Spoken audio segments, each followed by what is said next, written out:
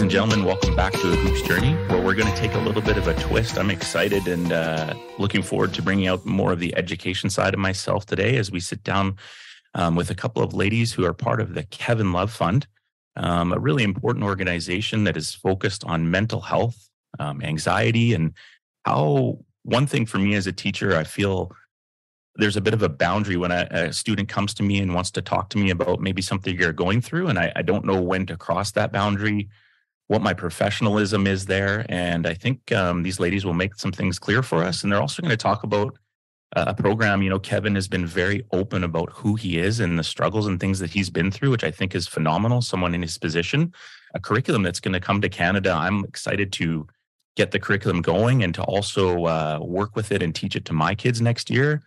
15 lessons, I believe, is what they have right now. And I'm thrilled to have the ladies from the Kevin Love Fund. They're going to introduce themselves, let people know a little bit about their background, why they're here. And I love how, you know, the world works. This is an interview from an interview, a friend of a friend. And now we're sitting down being able to enjoy our Monday morning coffee and talk mental health. And as a teacher and coach, it's something that I face and see, and in my own personal life, face and see every day. So, ladies, welcome to the show, and we'll give you the stage to just introduce yourselves and let us know a little bit about yourselves. Thank you so much for having us. Your introduction, I know I speak for both of us, makes me excited to be part of this conversation. We definitely can help talk through and address your concerns and thoughts about what you appropriately share with students, being the trusted adult in the classroom or on the field. And we're just excited to be here. I'm one of the two co-directors with Ellie. We're the directors of education for the Kevin Love Fund. And we can tell you a little bit about how we came to be a part of this. But I wonder, should we explain to your audience Kevin's story a little bit? Would that be helpful? Sure. I think, being a basketball-based podcast, I think most of our listeners, but I think it is important. I was watching his interviews that you sent me and learned a couple things myself. But yeah, let's get into the why for Kevin, because it is powerful and it is important. And I think it's great when people that, I think athletes have this sort of perception of being big, strong, mentally tough people, and they're never vulnerable. And I think he took a huge step in doing what he did. So yeah, please, let's talk about his story a little bit and the why behind that. Okay, great. And then I'll let Ellie introduce herself right after, because it kind of blends together how we came to be part of this project. So they're on the same page, people. It's great. Yeah. Kevin, several years ago had a very public panic attack on court, which was nationally televised at the time. And he decided to be very brave and vulnerable about what was going on with him. And he could have, I guess, put a spin on it and not shared what was happening. But in that moment, he kind of wanted to be that change he wished to see in the world. And at the time, there were not many athletes talking about mental health. And he decided to write his story and share his struggles with anxiety and depression. And he wrote this article that was published in the Players Tribune. Good. The response he had was so overwhelming in support of him, and almost more importantly, right, people saying, this happened to me as well, and I thought I was the only one, and this helps me so much. And parents reached out to him whose children had taken their lives, and the parents said, I wish my son or daughter had known that you struggle as well, and this would have helped them. Or students reaching out saying, and we've met with some of these parents now who have unfortunately had to channel their energy into their sadness and grief into starting their own nonprofits. And then students reached out saying, so many adolescents and students and young athletes reached out saying, we have struggled with this as well. And we felt so isolated and alone. So Kevin realized this need, and he decided to bring together experts in education, which is where Ellie and I came in, and psychiatrists and psychologists. And we all kind of came to the table and discussed what we thought should be in the drinking water for middle schoolers and high schoolers and college students around the country and hopefully the world. We're expanding into Canada. And I'll tell you a little bit more about the curriculum, but I want Ellie to be able to explain how she came into this organization. Awesome. It's kind of an incredible story of synergy, because this moment that Kevin was sharing his story so vulnerably, and Sara, you described it so well, like he was one of the first people to do that, really, in both in athletics and also like just in general. And so he was such a leader in that. And I, at that exact moment, literally was finishing up my PhD research. And I had been a high school teacher who really wanted to make schools, and I'm guessing this might resonate with you, having just talked with you for a few minutes. I wanted to make schools into places where students knew that they could bring their whole self. And that included their feelings and their thoughts. And right now, a lot of kids don't feel that way. They feel like schools are only places where I think and talk about my ideas. But if I'm feeling an emotion, I just kind of keep that to myself. And I wanted to help change that. And so I went to get a PhD to prove how important it is. And I was part of this larger research team that had been looking at, what kind of actionable steps can we do as teachers? Is there a pedagogy? Is there like an approach that we can take that will help to communicate to students that schools are places where they can bring their whole self? And what we found from this research, and I was part of this larger team at the University of Colorado. I was working with the main primary investigator is a woman named Elizabeth Dutro, who's been really a leader in trauma-informed practices in schools.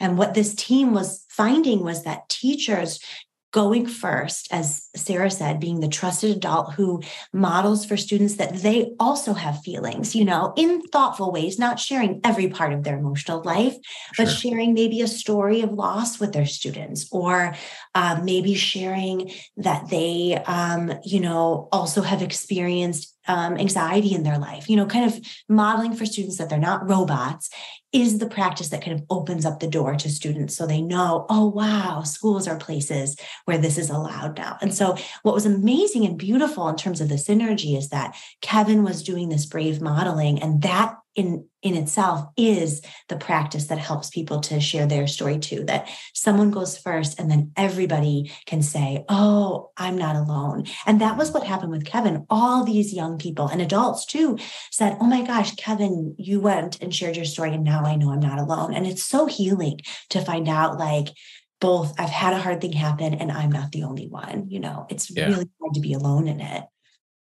So that's Isn't it fun? My work research came in, and that pedagogy is one of the kind of threads that we wove together into this free curriculum that we built that Sara was describing.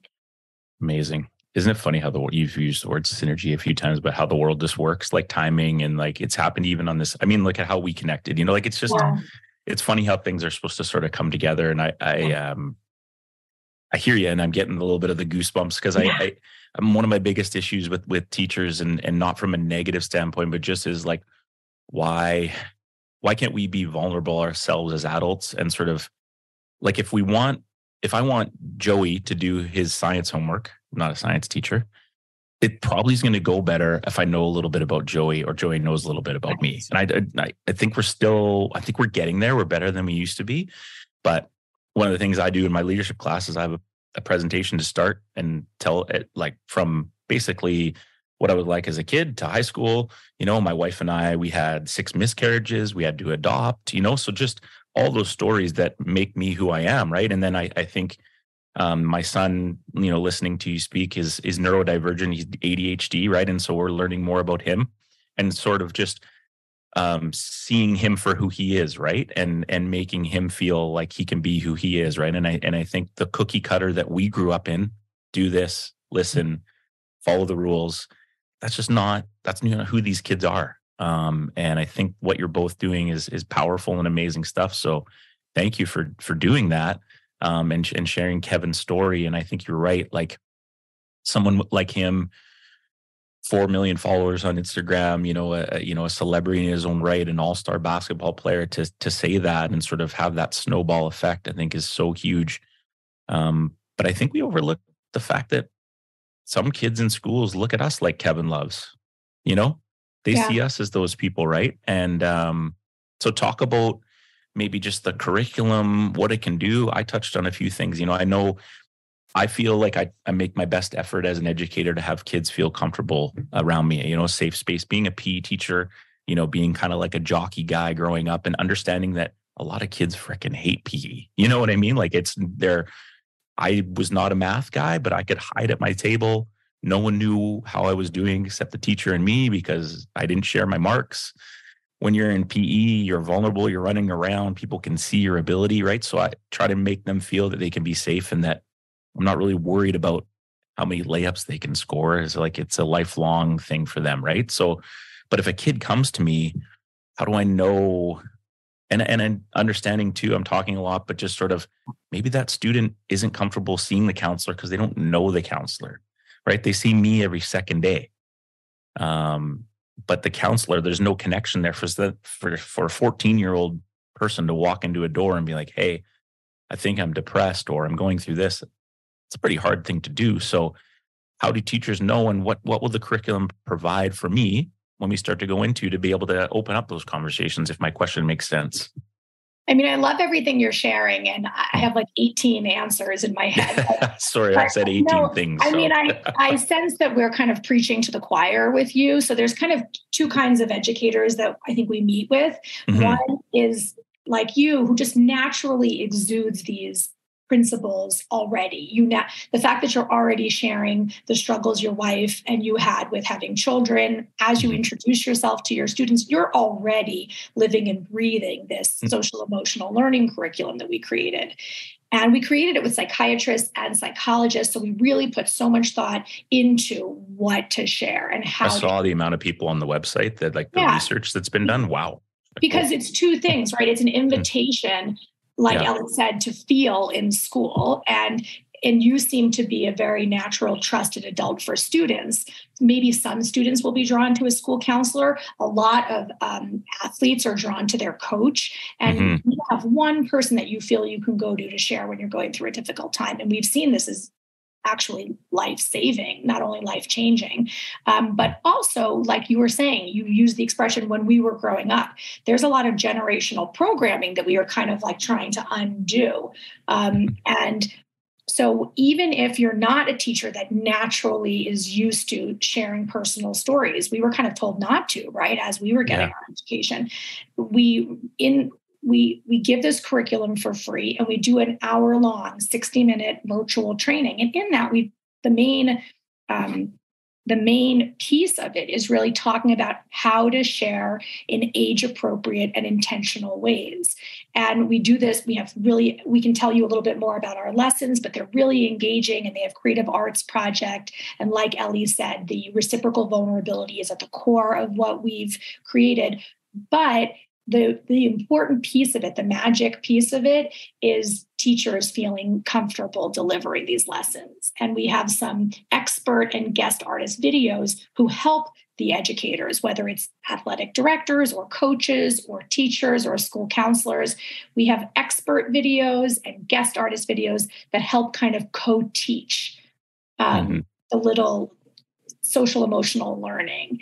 And what we kind of all, when I said we came around the table, what we kind of all discussed is there's all this mandatory learning in school, right? You mentioned a science teacher, but I'm the mom of 2 teenage girls, and they both have gone you're right in it. Yeah, I'm in it. Yeah. But they've both gone through hours of memorizing the periodic table of elements, for instance. And I'm just using that as an example because neither of my daughters are going to be scientists or chemists. But I'm always so amazed that so much of their energy, and they're fretting over the grades for these tests, and no one is teaching them psychology and the concept of your thoughts and your emotions and your behaviors being connected, or what cognitive distortions are, or that everyone is going through different psycho stages of development. Like, to me, that should be required learning for teenagers. And so we're trying to correct that a little bit. And Ellie, did you want to talk a little bit about the structure of our lesson plans? I could just listen to you. Yeah. When I hear Sarah describe the curriculum, I think you do it in such a beautiful way. Like, it makes me want to do a lesson right now. Like, we all, and that is one of the other cool things. I'll speak to that in a second, but that's the other cool thing we found is that, like, as we're kind of moving the needle here for students and saying, wow, you don't have to be a robot. Like, it's a wonderful benefit that we're also doing that for teachers too. Like, what we heard from the teachers is that, like, they also need they're also trying to find time to, like, honor and express their own emotions. And so that's one of the cool things about this curriculum is that we really ask teachers, and we train them how to do it in this 1 hour free training. We ask them to create the creative projects that the students are going to make.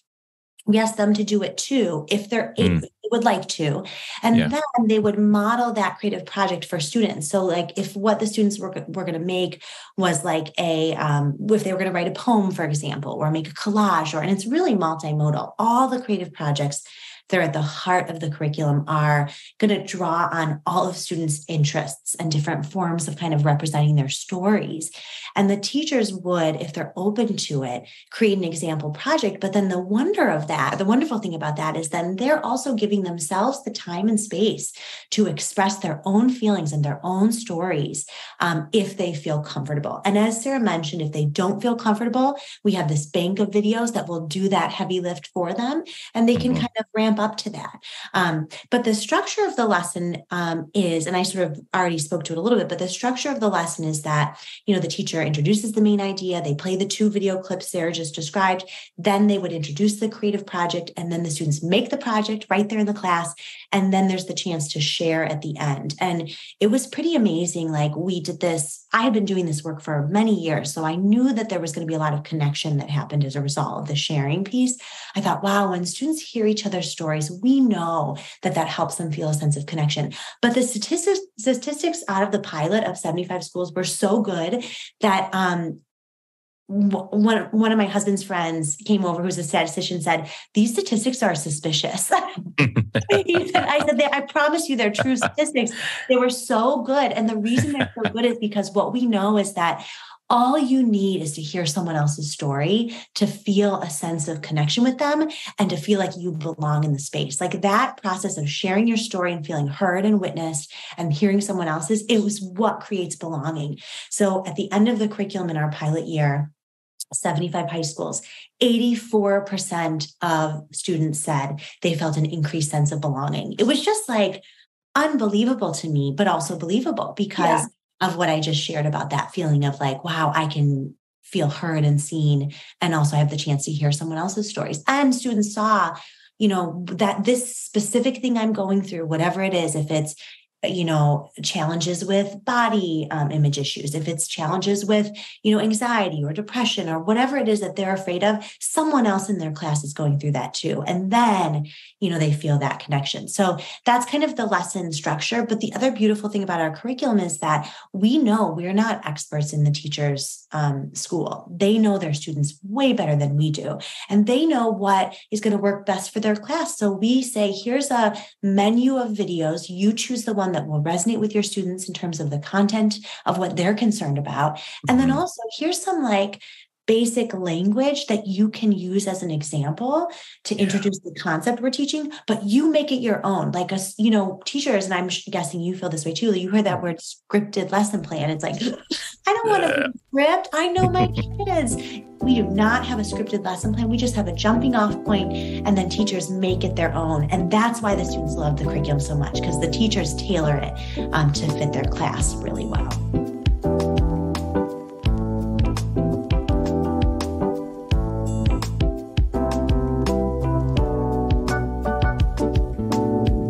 Sara and Ellie taking us to church on a Monday morning. This is fantastic. I love it. You touched on something huge there, Ellie, just in terms of, I can't mention over, 18 years of teaching how many times I've sign up for this leadership curriculum. And then it's like, there's 408 things and I'm going, what do I narrow it down to? And how do I, and so I think it's important to touch on that. I know as daunting as maybe as an educator to find that 1 hour to sit down with your team or, and go through that training, it's like, but really, it will really just bring some clarity, it sounds like, to what you want to do and how to go about it. And I think the thing that for me that I kind of paused on, because I was like, all right, I'm diving in now. And then I looked, I'm like, 15 seems doable to me, right? Like we're not talking, because I can't tell you how many things I've signed up for and I get the emails weekly and I'm going, holy, I need some guidance here. And so it sounds like there's a little bit more of, I'd be the student and you're the teacher's relationship there, right? When it comes to that training, a question that's just, do you suggest, like me and my PE department were interested, do you do people in group settings or yeah? We do this on a daily basis. And what's so great, it's so funny because we've never spoken with you before and you're asking all my favorite questions. Yes, me too.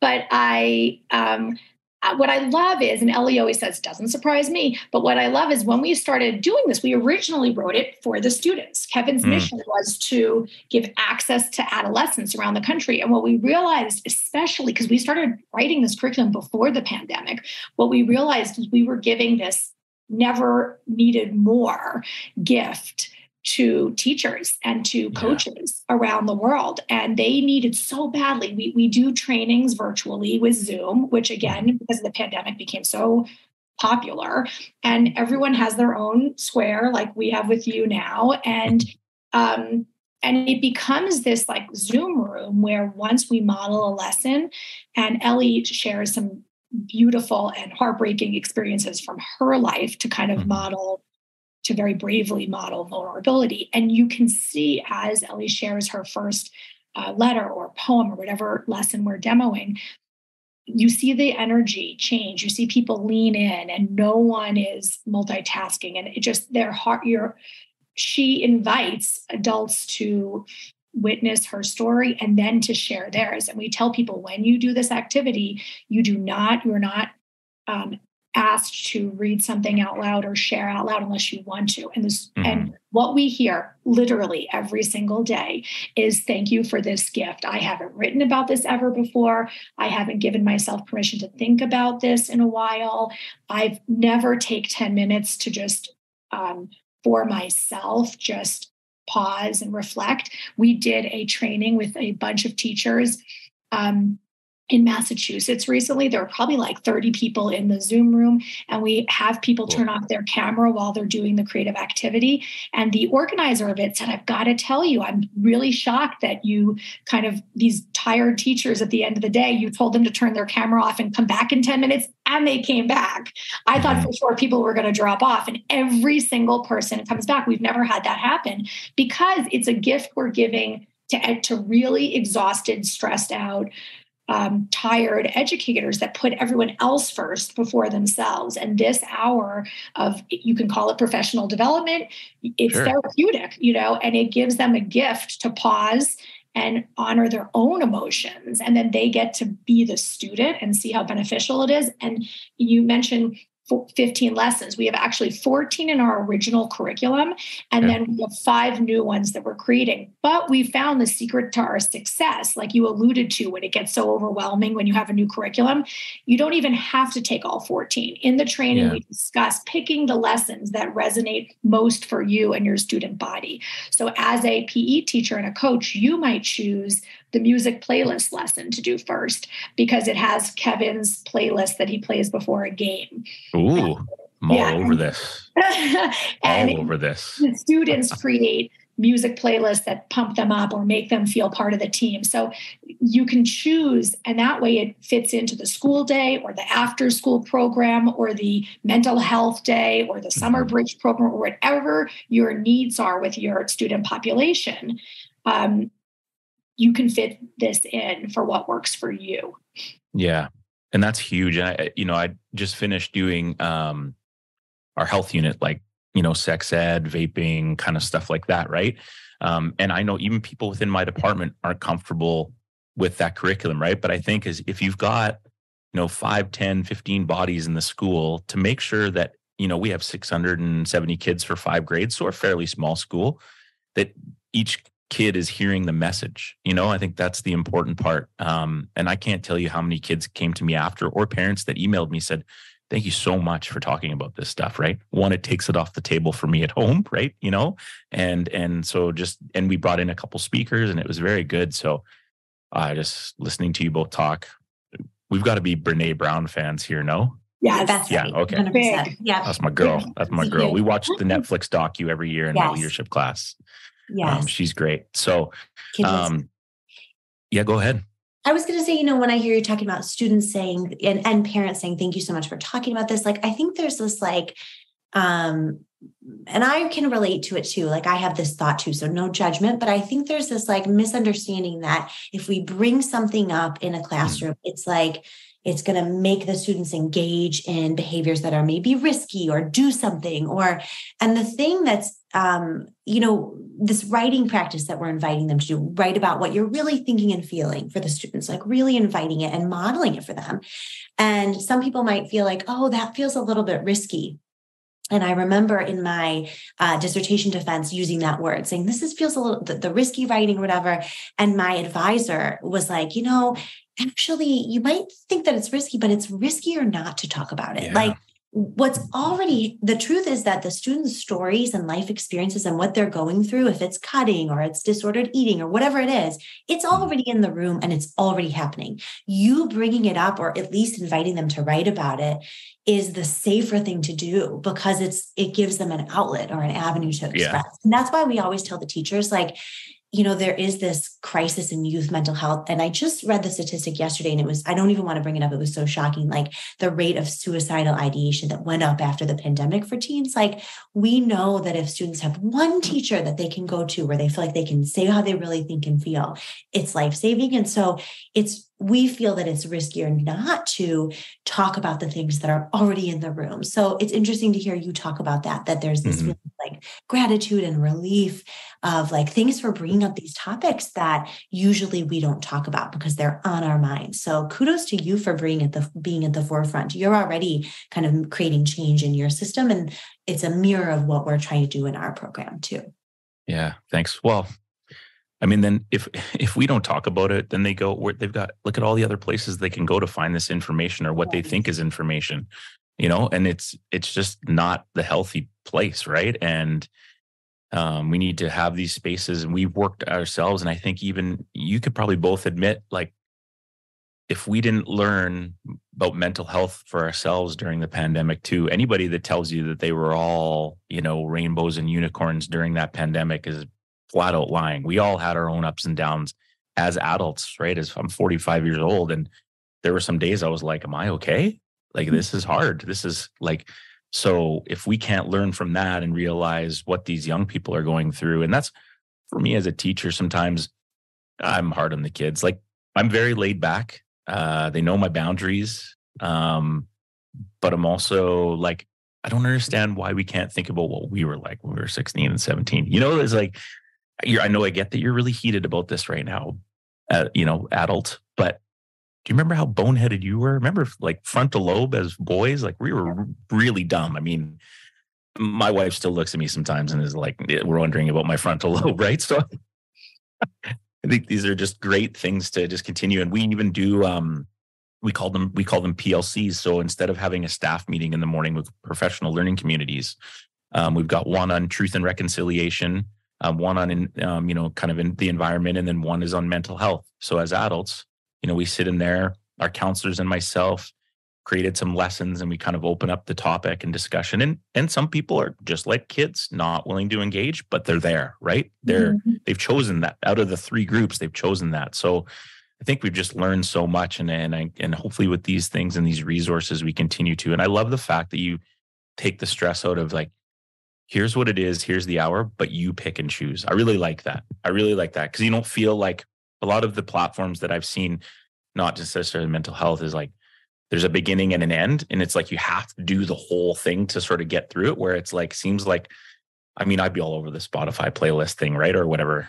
I shouldn't mention platforms, but like I just like, I think that'd be so cool. And you're creating things that are also just connecting to kids. So, well, I think the goal was to like reduce the access. He was like, I want to make sure that's what I was going to say. So it was like, the whole curriculum is free, which is very unusual for social. Crazy. The whole program is free. The training is free. The ongoing support is free that we give teachers. So we continue to meet with them. We email with them. We give them whatever they need to teach the curriculum. It's all free. And because he really cares about access, we're saying, take whatever you're able to give. Right. You could do one lesson. If you can do one video from one lesson or one tiny sliver of an activity, we consider that win because it might be the first time that the student finds out that, oh, I have emotions, or they watch one video of Kevin modeling vulnerability. That could change their life. We know it. We know just reading his letter can. That's lesson one. So we really have seen, and I want to speak to your point too about, these earlier about what you might do with like a team in athletic group, like what we've heard from coaches too, is that like my team transformed. Like my team is playing together differently than they did before they did one lesson of this curriculum together, because they bonded them together. And now they're interacting differently. So we just really believe in this model because we've seen it work at this huge scale, even if you only do one lesson. Also, what we've seen is when people share stories, it humanizes the teachers for the kids and vice versa. You know, teachers are running through the day, and sometimes they just look at their students as this job, or even if they love them, this body of kids, of teams. And then when you hear someone's story, it really humanizes. It helps strengthen the relationship. And we do these live feedback sessions with teachers and students at the end of the year. And we hear from teachers sometimes joking, this one delivered the curriculum and now they're the favorite teacher. But there really is a bond that everyone, I think, needs in their school day. And even in our trainings, like when you were describing your professional development time or your professional learning, I was thinking, we can Zoom in and do a lesson with you guys then. For sure. But like Ellie said, like it was so important to Kevin to take away to reduce the barriers to access. And so part of, I think my favorite part of the job, and probably Ellie's too, is working with each school to help kind of tailor, design the curriculum for their needs. And Totally. it's very cool to see, even in these trainings, there'll be some stories I feel comfortable telling and some stories I don't. And then one person will share something that will make me feel, oh, okay, if they're talking about this topic, then I can go there and talk about this topic too. And again, it's intentional and thoughtful. We're not just dumping something on everyone else, but it's really been like a gift. Even Ellie and I doing these trainings over and over again, I always feel like I leave being touched and remembering a specific piece of several stories that I hear. Mm-hmm. It's very transformative, I think. Yeah. And I love the touch on coaching. I think about my life as a varsity, and grade 11 seniors, juniors and seniors, you would call them in America. We're grade 11s and 12s up in Canada, eh? Yeah. But like the amount of X's and O's I've got away from, and the more like paperwork, Google form, meetings, teamwork, understanding your role, like the honor and privilege of just making a team. I think for kids, there's a little disconnect there. It's sort of like, well, when do I get to play? And so how do you create these dynamic, trusting teams where we can cheer for Ellie because she was MVP this weekend and maybe I didn't play that much, but I understand that I'm valuable and I understand my role. And any sort of, team bonding or team connection stuff is huge. And if you're going to do these as well, you never know the stories that are going to come out, which just create powerful teams and organizations, right? When that one person is comfortable enough, and maybe it starts with the adult in the room and you go from there. So I love that it crosses over into different spaces, because you're also, we're talking about a basketball player, right? So he gets the concept, and then he's got you two to support him and figure it all out, right? And he filmed several. Oh, sorry, you go, Ellie. You go. He filmed several. I was just going to say, Kevin filmed several videos. So 4 or 5 of our guest artist videos in this curriculum are Kevin speaking to the student, which is really cool. We also have Chris Paul, who did one guest artist video, who spoke about how his father kind of naturally modeled random acts of kindness. Mm-hmm. And we have several celebrities. So I don't know is Breaking Bad popular in Canada? Of course. So Bryan Cranston, who, as you know, is Walter White, he does a video. So for kids who have seen Breaking Bad, the older kids, they get very excited hearing Bryan talk about when he started his career, that kind of critical inner voice during his auditions. And that's really cool. Ellie and I are huge theater fans. So Lin-Manuel Miranda also did a guest artist video for us. And that's so exciting to hear him talk about music and writing and how that got him through difficult times. So there's a lot of inspiring videos. Plus, we have a lot of teenagers, a lot of young people talking about it, because we learned in the pilot that middle school and high schoolers wanted to see other middle schoolers and high schoolers sharing as well. Mm-hmm. I was going to say, we're writing a new lesson now that will launch as part of this new lesson kind of kit, I guess, in September. So we'll have a new set of lessons that we launched in September. And they're based on feedback that we got from students about what they wanted to learn more about, what they felt like, oh, this is something I want to do a deeper dive into. And one of those topics was performance anxiety, because so many athletes complete our curriculum. We have strong partnerships with a lot of athletic organizations and teams and coaches and athletic directors.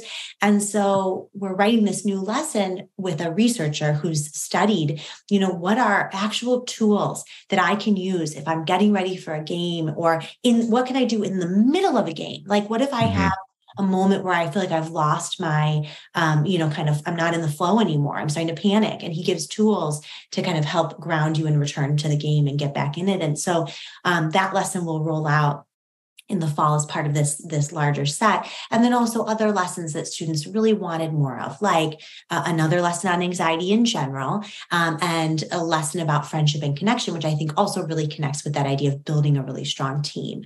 So just to your point earlier about, coaches that take this and bring this curriculum to their students as part of their, how can we grow and support the team and the athletes, I think that new lesson is going to be really one that's appreciated for them as well.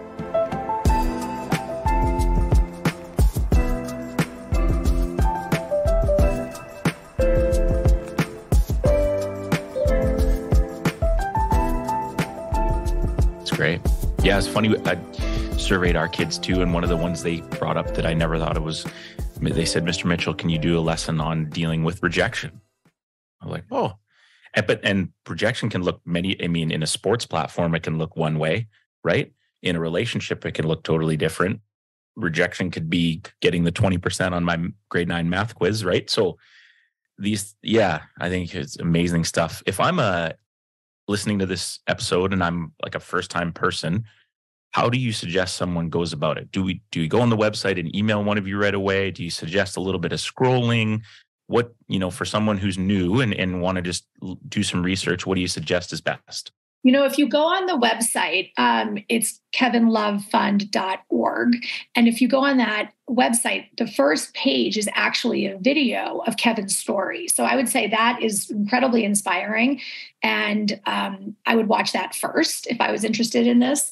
And then there is a contact us, or reach out to us link, and you can just submit your information. People do it all the time. Every time Kevin goes and does an interview or has any press, we get hundreds of inquiries. And so I think a pop-up kind of comes up on our website as well that you can reach out to us, but it's very easy to find. And then the email gets sent to us and we immediately reach out. We have general curriculum intros that are 30 minutes. And then we have a 60-minute training. And once you go through the 60-minute training, you get a password to the lesson plans. And now you kind of have an understanding of everything we've been talking about, this age-appropriate, intentional modeling of vulnerability and sharing and witnessing each other's stories. And then you get to customize it. And many, many schools and nonprofits ask for follow-up meetings with us to kind of customize or tailor design it. And that's what I was saying we love to do and what was important to all of us, to Kevin and to Ellie and I, to make sure we provided that service as well. And if you want your whole staff to be trained, the reason why we originally wanted our training to be 4 hours and we realized, that's not realistic. So we really worked to condense it and distill it to 60 minutes so it can fit into people's professional development. And we sometimes have meetings on the weekends, even. Like we did a training for first responders in Puerto Rico, and we did a training for folks in Scotland. So we work with your time zone, and we really are excited to move to Canada. We are starting to have more and more partners there. So thanks for helping us spread the word. Sort of like this podcast, I feel like we could go for 4 hours, but that's not realistic for either of us or people to listen to. Definitely me. No one wants to hear me for that long, but cool. Yeah, no. And that was one of the things when I got on the website, I was like, okay, where are the lessons? And then I emailed and I can say, boom, got a response right away. It was like, actually, no, we do a little bit of training. And so from my perspective, the communication was phenomenal and really good. So do you suggest a time, like as an educator, should we, I know kind of late August is we start after Labor Day weekend here. I think probably the States is a little sooner than that. do you suggest like doing it then? Is there a bad time to start? Like, do you just dive in when your heart tells you? What do you suggest there? I think there's no bad time to start, Sure. but I will say it's nice to have it fresh in your mind. So some schools will do it at the end of the year, but I think Ellie and I, as former teachers, wouldn't you say, if it's possible, for once you're over the craziness of the first couple of weeks, if you can squeeze in an hour to meet with us? We always do this live, and it's really fun. It's a fun hour that you'll be happy. I think you'll find therapeutic and be happy you took the time for. And then it's fresh in your mind, and you could just be newly inspired and dive right in with your students. And if you're a teacher, like I was one of those people that I have my own anxiety issues. So many of us do. And so for me, like planning is a way to like soothe my anxiety. And so I was the kind of person that wanted to go into my summer break knowing how fall was going to go. So I'd be like, did my wife steal your laptop there, or am I talking to my wife right now? Planning.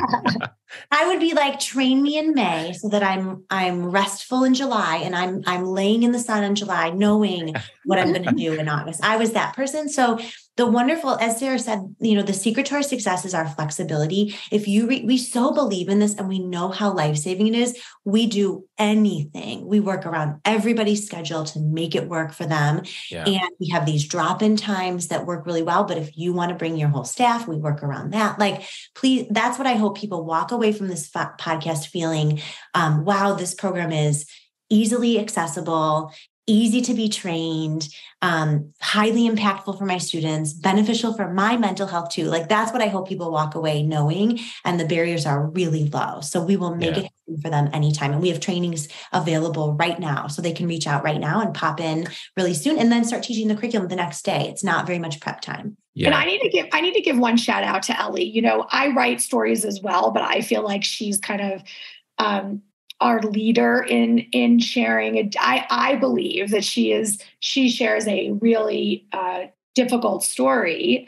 And I sometimes check in with her and I'll say, okay, we've done 2 trainings in one day, and now we have a third this evening. Are you okay doing this? And that's exactly what she always says to me behind closed doors. She says, Sara, I believe in this so much that I'm willing to drop into this level of vulnerability 3 times a day if we have to save. She really, and I believe it, of course, as well, like really truly believes this is going to save a lot of lives. How did he find you guys, man? Like, I had worked in nonprofit. I had worked in nonprofit beforehand with our executive director. And so she knew me and introduced. She knew. And then I knew who would be the perfect partner and leader and the heart and soul of this curriculum, and brought in Ellie. We have an extraordinary. Isn't it cool how it all works? I love it. I love stories. It's so amazing. Because I'm thinking, okay, I was thinking about our conversation today. Sorry to cut you off, Ellie. But like, just sort of like, how did this all unfold? How did you get a free thing like this? I mean, yeah, Kevin's great. He's the face and the financial support, and but like, who are the people behind the scenes? And this makes total sense after starting a podcast and seeing how the world is actually really quite small. It's pretty cool. Yeah, go ahead. Sorry. I just wanted to honor Sara's kindness in sort of giving me credit, but I just want to hold the mirror back up to her, because I think you do a beautiful job of it as well, Sara. You bring your heart and your vulnerability as well. And I just want to say too, like, it's a beautiful thing. We've built this team. We have 2 teaching artists that, if we're training a whole school, for example, sometimes we'll send them there to do an in-person event, so we've built this real team that has a shared mission. And I think the reason why it's like a magnet, the reason why all these people have come together is because Kevin was so strong, and like his willingness to like truly go first, and like really do this brave thing became like this magnet that all of us like kind of came together, and we wanted to get behind this. Partly because we all already knew the need for it in our own classrooms, and we all came to it as educators, but then also because the youth mental health crisis globally, I know, and I don't know the specific Canadian statistics, but I know that globally the statistics are really concerning. And so we also feel the urgency too, that makes us kind of want to do whatever it takes to get it into as many schools. And right now, Sara? I think almost 30,000 students are doing the curriculum, and we only launched in September. So that just speaks to the need, I think for sure, the need for it. Amazing. And we're in Canada, we're in New Zealand, we're in France, we're in Scotland, so we're building all of these. Those are all new kind of locations where we're growing our partnerships and starting to train teachers. But it speaks to, Kevin wants to have this global impact on mental health. And the wonderful thing about the curriculum is that we're having it right now. We meet with these teachers from all over the world and get to bring the program, and it's just really impactful everywhere we go. Awesome. My brain is swirling. I agree. I think my goal is going to be to get the training done before the school year ends. And I'm already thinking like once every 2 weeks, maybe like mental health Monday. So we just pause on PE or in leadership, we just do a lesson. We also have a house system in our school. So we have 6 houses that kids are part of, and they collect points throughout the year for a variety of things. And we do what's called advisory. So today we have an advisory block after our first class. It's a 40-minute block.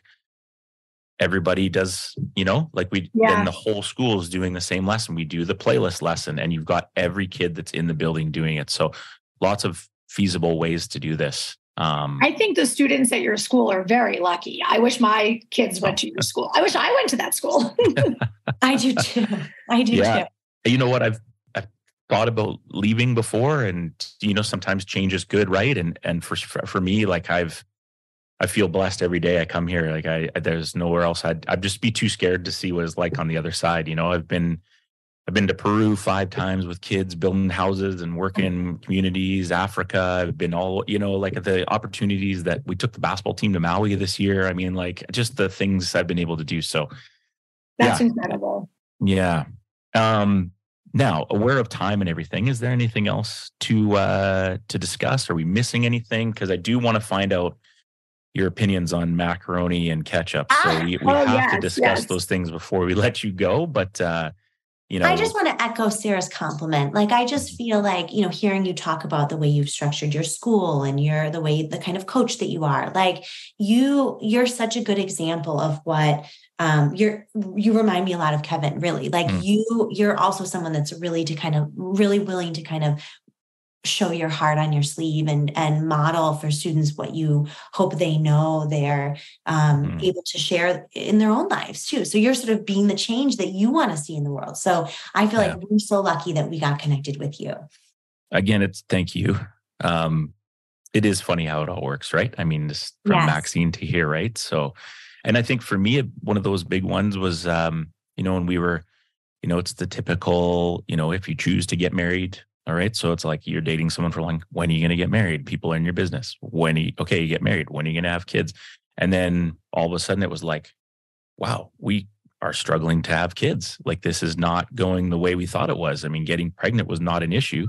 And then it became all right, well, how long can we stay married under this stress? Yeah. And I felt like you look on Instagram and Facebook and all these things and everybody's showing everything about childbirth and their kids. And then there's this quite large percentage of people that are struggling, but no one talks about it. And my wife is, if we had a choice, she's read a book, blanket, glass of wine, get me away from people when she needs her time. I'm like, bring people around me, social setting. I need energy. Right. And I was like, I'm not going to not talk about this. Like, this is who we are. Right. And I think it really changed a lot of my perspective too, in terms of like, connecting with people and chatting with people and making people not feel uncomfortable about it, right? That it's okay. Like when someone says, do you have kids? Not to make them feel bad. It's like, this is who we are, right? And this is our story. So yeah. And I think it's important for those kids, but I don't know. Thanks for the kind words. Just try to be me and then leave an impact on the world. I think that's what we're all trying to do. And like you say, if there's just that one person that we can touch, then that's a win, right? And I view it the same way.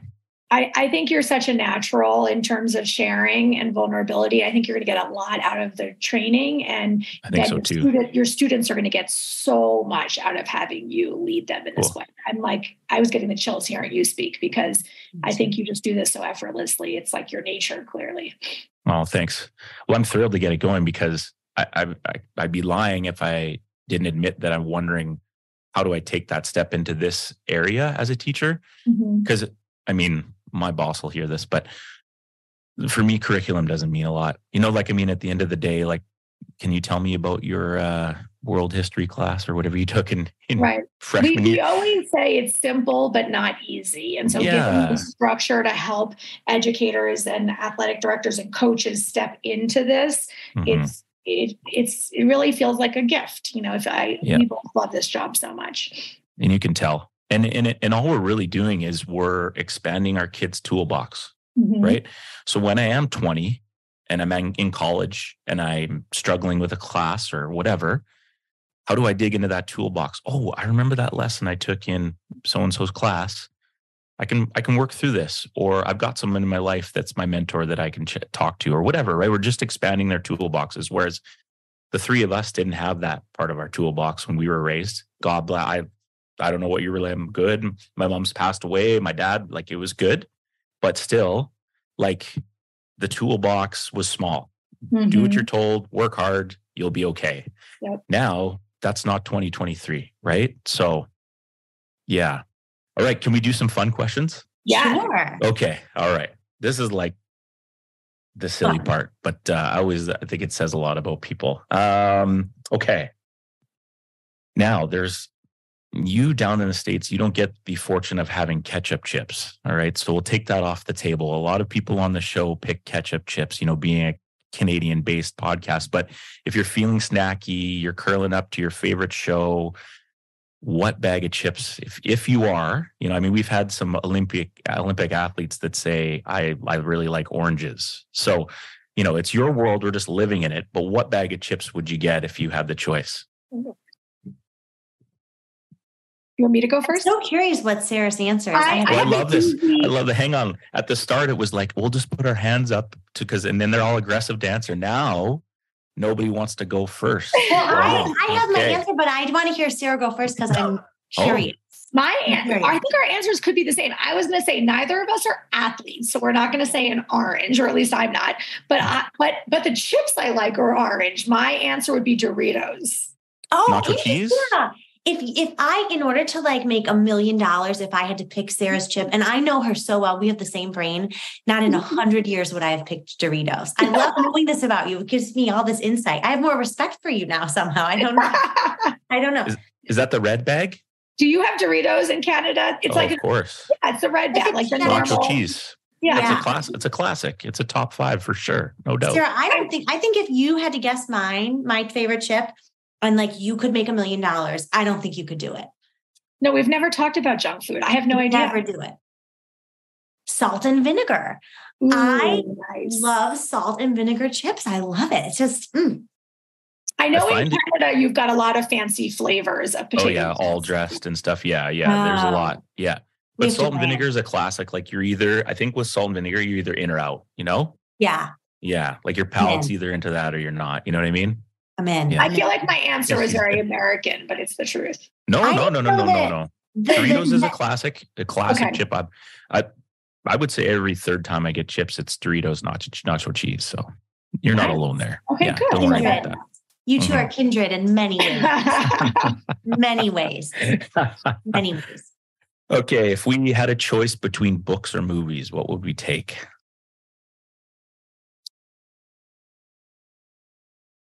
Is this I have to pick one or the other?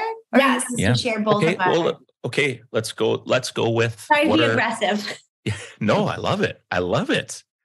I'll say that it depends on the time of life I'm in. Now, if I were going to read a book, I'd fall asleep before I got past the first page. So now I would probably choose, like, at night, if I'm relaxing before bed, a movie. But I definitely would have said books in the younger years of my life. Okay. And when we say books, movies, what comes to mind for you? Is there an all-time classic, or is there, like if... I mean, when I'm eating Doritos, I'm watching rom-coms probably. I'm dating myself now, but like a good 90s rom-com, you can't really beat that. Yes, I love it. Can I just say for Ellie, I feel like your answer is books because you're constantly pulling up. Ellie, I'm sure there's like 5 around her right now. Pull one up you can't see what she's doing, but she has books that are like annotated within an inch of their lives. Like every page is annotated in Ellie's books. I have a drawer full of books down here. This one's not very, and I just have a drawer. I just have all these books right here because we're always writing new lessons. And then this is the one that'll really make you laugh. Yeah. We reached. Oh my God. This is true. And I'm not bragging about it. This is not a brag. This is not a humble brag. This is a fact. We like email these authors and we say to them, we have this curriculum, we're writing new lessons. Will you make a video for our curriculum? And they 9 times out of 10 say yes. And then they record these beautiful videos where they like share their heartfelt wisdom that they've like researched and worked hard to get. They compile it into like a 5-minute video and they make this like engaging, funny, insightful. Wow. So I'm immersing myself in these books because I think is there a greater joy than emailing an author and having them email you back? Like, can we just like say that is like every time it happens, it takes my breath away. I'm like, even though they're not famous, they're famous to me, Sure. They are famous. They wrote a book. Like, what a joy. So I guess books that have an important part in my life right now. But like Sara, there's a time and a place, and I love a good movie. I love a good movie. When you asked this question, what first came to mind was like, I love a good movie that makes me cry. Like, I feel like so often I like push my feelings. Sara probably doesn't think this, but often I like push my feelings away just to get through the day. Like, there's so much about life that's heartbreaking that I have to sometimes just like soldier on. I love a movie that allows you to like open the box and pour it out. So like the last time I wept at a movie and it felt so good was Encanto. I just lost it. Wow. When those people come to help them rebuild that building and you realize that the superpower that you have is inside of all of us. Like, I cannot. I'm like, I love crying. And actually rom-coms give that gift too. Like we watched Notting Hill the other night and you're like crying when she's like, right? At the press release and he raises the hand and then all the reporters. Or Love Actually, basically any romantic comedy. Romantic comedies make me, yeah. I love to cry at a movie. Let me know when I can speak. Encanto. I've seen it. Wow.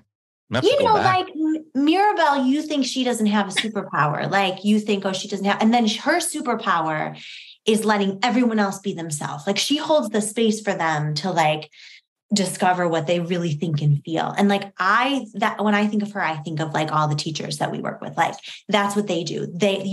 You are a person that your gift, I can tell already, is that you hold the space for your students to shine. And like nothing makes me cry more than thinking about like what teachers do every day. It's amazing. It really, it's a superpower. It is. So that movie made me weep. Wow. Watch it again through that lens. I'm telling you, I think you'll cry if you watch it again through that lens of like, she's a teacher that's shining a light on other people's, ability to. Have you ever gotten such a passionate answer? No, not even close. Not 105 episodes we have. I'm not even close. Like, no. You covered every spectrum too. Like you went the whole way. That was unreal. And like, I only have flashbacks to when we watched Encanto as a family because of the soundtrack. It was like, if we have to listen to We Don't Talk About Bruno one more time in the car, I'm going to freaking, So maybe I need to just watch it on my own and with a different lens. Cry in the corner. Yeah. With a different lens. Yeah. I'm going to watch it. I'm going to watch it tonight to have a good time when that community helps rebuild that house. Yeah. Yeah, you are. I'm going to lean into the feelings that are just under the surface. I love it. Who have been some of the most important people in your life? Now, I know it's hard to narrow down, and we talk maybe like this question seems to be in chapters too, like where we were. But when we ask that question, who are some of the most important people in your life? Is this from childhood or as an adult? It's your world. We're just living in it. I would say from childhood. I'll answer from childhood because that's what came to me first. Sure. My grandparents. I would say when I was very young, my grandparents were two of the most influential, important people in my life. Yeah. They taught me a lot about love between the two of them and love of how they made me feel so loved and special. 105 episodes. I don't think anyone said grandparents. Really? Well done. Poof. This is great. I don't know how I'm going to go work after this, but. Okay. And you love people so well. Like I always wondered, like, where did that come from? And like, your family is so loving. That makes sense. I have a couple of people coming to mind, but the one I'm going to share is, I might cry. I might cry a little bit, but that's okay. That's what we're arguing for, right? Lean in, girl. Lean in. My graduate advisor, I'd written first she had like given me this great gift of helping me to, do this research and write this PhD and learn from her, and like just life-changing, truly life-changing. And then at the end of my, I probably won't get specific, but at the end of my dissertation, I had a really dramatic, enormous, heartbreaking loss. And my advisor, like a lot of people like avoided me. They didn't know. And I wonder if you felt this as you were going through what you were going through with your wife too. But when people like 100%. Don't know how to like be with someone when they're going through loss or heartbreak, especially loss of a child, which was a similar, thing. I have a similar story to your story. And, a lot of people kind of avoided us, and she didn't. She just kept showing up, like no matter what. Like, every day she would reach out to me every day, and she would like send me books and bought me a massage and give me gift cards for food. And like every day would give me another. And I thought, here's this person that taught me what it means to like be a witness to my students' heartbreak. And then she did it for me, even though it was in this academic setting where people don't do it. Like, for me, it was the best example of like why we have to change the norms around how we think about school in high school and college. It's like, we have to make it places where we show up for each other in real ways, because you really need it when you're in crisis like that. So she was the person. That was a long answer. I had to tell the truth. That was what happened. Unreal. Yeah. Thank you for sharing that. It's amazing. It's a beautiful answer. Yeah. We think about, you're making me think about the Brene Brown documentary, and she's talking about being in the ring and bloodied and dirtied, and then in the arena every day. And then we put value in people's opinions and thoughts that aren't in the arena, or they're sitting up in the third row with their expensive seat. You got to put the value into the people that show up with you, that are fighting the same fights, that are getting dirtied and getting bloodied. Right. And when you have those people that show up for you, amazing things happen. And however many years later, you're talking about them on a podcast in Vancouver, Yeah, that's a really good point. Like, and that's like, sometimes it can feel really like messy to like, because you don't know what to say. And like, what I've learned is like, you don't have to say the perfect thing. Just having someone be there with you and showing up is enough. Yeah. Jeez. That was a good question. That went heavy from do we have a light question on here? We do. Yeah, we do. Okay, let's do a couple more of those. Okay, but I love the opportunity to honor her because she's played such a big role in my life. Yeah. And thank you for sharing that. It's more of a Canadian thing, I feel like, but you know what craft dinner is, right, Katie? Like macaroni cheese. Yeah. So like, it's kind of a thing. Maybe when you're younger, you put ketchup on your macaroni. How do we feel about that? I don't feel good about it. I'm not a ketchup and macaroni person. Oh, Ellie, your volume just went away. Oh, that's weird. Oh, now you're back. Okay, you're good. Okay, good. Macaroni and ketchup. I'm a no for that. No, thank you. My toddler, it's dinner time is rough. And oh my God. If I can pour a bowl of ketchup and he'll dip something in it and eat it, I don't care what it is. I don't have like anything. I'll let him dip anything in ketchup if he then puts it in his mouth. So I've seen him dip carrots. I've seen him dip everything. You name a food, I've seen him put it in ketchup before. Really. And as long as it goes down the throat into the stomach, eh? Yeah. In my mind, that's a win, double win. That's a vegetable. Ketchup is a tomato smushed up. Like, that's a vegetable. And then whatever the thing is that got dipped in. Pickles. I saw him dip a pickle in ketchup. Oh, and you know what I thought when I saw that? Whoa. I'm gonna tell you what I thought. I thought cucumber, tomato. My kid just ate a cucumber and a tomato. Who cares about pickle and ketchup? I was like, 2 vegetables. That's a win. You can tell what phase of parenting life I'm in. With a 3-year-old. Yeah. So mac and cheese, I'm going to do it tonight. I'm going to make the mac and cheese and put a big bowl of ketchup and have him. I'm going to say, now you're Canadian. There you go. This is a weird question, but are the Bare Naked Ladies Canadian? Yes, they are. Oh, this just clicked. A song from my childhood. They talk about craft dinner. And so There I you just go. know if I had $1 million, and I never knew what Yeah. craft dinner meant. They meant macaroni and cheese. They mean the box. Yeah. We are connecting so many things in 1 hour here. This is unbelievable. You're really elevating. Somehow I just plugged Bare Naked Ladies. There you go. And if your kid doesn't want the mac and cheese, you can curl up and cry and watch Encanto tonight and eat it, you know? Yeah. Yeah. I might. We planned my evening is what I think. We're going to be the podcast to beat now for most informative and also wackiest at the end. I think 100%. we planned our evenings. I think all of us are going to watch Encanto and eat mac and cheese. Not with ketchup, though, for Sarah. Last question for you. If there's someone that you, in your mind, who would you like to see on a Hoops Journey podcast? Is there someone out there that's worth reaching out to, you think has a good story? Doesn't have to, yeah. I would, you know how Giannis just spoke about failure? Yeah. Mm-hmm. I know that's reaching high. Do you know about this?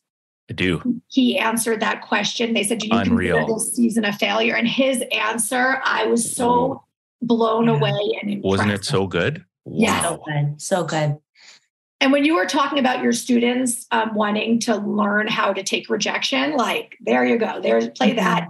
Play that response that he had, which I just thought was brilliant. Everything was in there too. He almost went over the edge with his emotion at the start, like, because it was, he just finished the season and he almost kind of, quote unquote, went off on the reporter, but he gathered himself. Yes. Yep. That was the key, right? And then it was a great like role model in that moment on many levels. Yes. That was a home run for sure. Totally. That's my answer. Easy.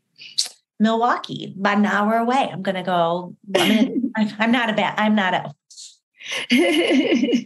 That's okay. Cut here. Please don't.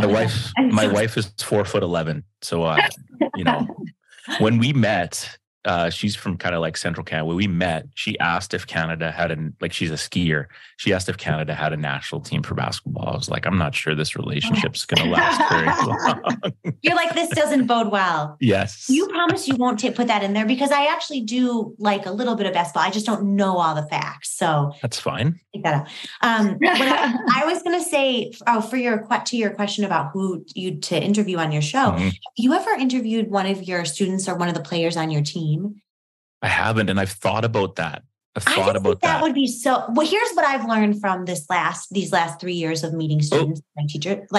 I've interviewed ones, but they're older, right? Like, so not currently on my team, but like ones that played for me and then maybe played in college kind of thing. So I have done that, but not one that's current.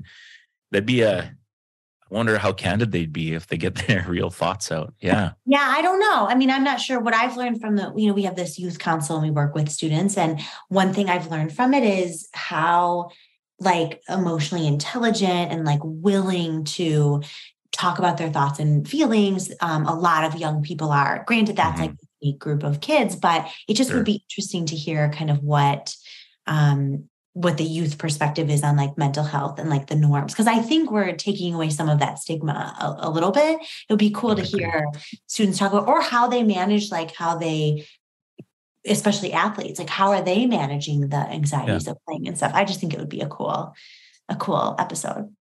Okay. I like it. There we go. There's the spectrum, Giannis or the kid right next to you down the hall. We've got things to strive for. Here we go. It might be harder to get one of the kids, to be honest. I think you're right. Yeah. I think that's possible. Talk about frontal lobe, right? So tell me your thoughts on mental health. Like some teenage boy, right? But this was amazing. This was so great. It was so fun. But it's fun. Any last thoughts or reflections or anything you want the people to know before we kind of hit end on the recording? I think we just need more of this in the world, and I'm excited for you all and the opportunity to sit down and chat with you and get to know you a little bit more. But also, I think, like you said, there's a need for this stuff and there's never too much of it. And I think you've created a platform and a way for educators to really strive within it and to make it really usable and user-friendly. And you don't have to be an expert in the field. And I think that takes a lot of fear away as teachers, because we're always concerned about saying the wrong thing or doing the wrong thing, because You never know, right? And so I think this really, it gives teachers a space where they can get to know their kids a little bit better and let the kids know that it's okay to not be okay. So thanks for being with us, and any of the last thoughts you have would be lovely to hear, although we've covered a lot today and it's been fantastic. I just want to say this is very inspiring to me to meet with you and to have this, authentic conversation. And it's, I love this work because it's so universal, it crosses all sorts of lines, and it's just working with people who want to do better by these adolescents. And it's really inspiring to me. I'm an optimistic person by nature, but it always makes me feel hopeful to have conversations like this, that there are so many people out there that want to do this work with their students. Cool. I'll just echo Sarah and say, I'm inspired by you. Like just what you're doing with students makes me feel just grateful that we got connected. And then the other thing I want to say is that, if there's a teacher listening to this podcast and they're like intrigued, but not sure how they could bring it or where would they put it, or, if there's like a question about it, but they're just a little bit curious, I would encourage them to just reach out and just come to a training. Because I feel like even if you can't do the lessons, if you just learn a little bit more about how to be with your kids, when they're struggling, like I would say, just come in and hear more about it and learn more about it, because I think it might be meaningful and helpful for them too. So I would just encourage them to reach out. Excellent. I couldn't agree more. I think, we ask our kids all the time to learn and grow, and we try to challenge them. And then sometimes as adults, we don't do that ourselves, right? And I think when we can model those behaviors, powerful things happen. So many great takeaways here. This will be one I'll have my kids listen to in my leadership class and have them reflect, and we'll talk more about. And like I said, I just doing this show for a few years now. It's really funny how the world works, and sometimes it all clicks together and really cool things happen. And I think thanks to Maxine for being vulnerable and putting my name out there, and then look to what it leads to. Like I said, I think we could talk for hours, and thankful for people like yourselves who are willing to do the stuff behind the scenes, build the curriculum, build the foundation so that teachers can do their best and we can just create a better world for all. And that's really what you're doing. I know you probably don't think of it like that, but what you're doing is you're changing people's lives and young people's lives, our future. So thank you. A phenomenal episode. I know everyone will enjoy this, a very twist compared to what we normally do, but it was super, super cool. Go watch Encanto, stay away from the ketchup, and we'll see you on the next episode.